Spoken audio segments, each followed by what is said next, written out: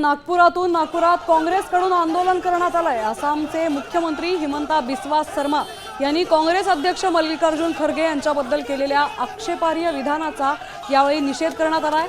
या वक्तव्याच्या विरोधात युवक काँग्रेसच्या कार्यकर्त्यांनी देवडिया भवन इथे एकत्र येत जोरदार निदर्शनं केली आहेत। यावेळी शर्मा यांच्या विरोधात घोषणाबाजी करत संताप व्यक्त करण्यात आलाय।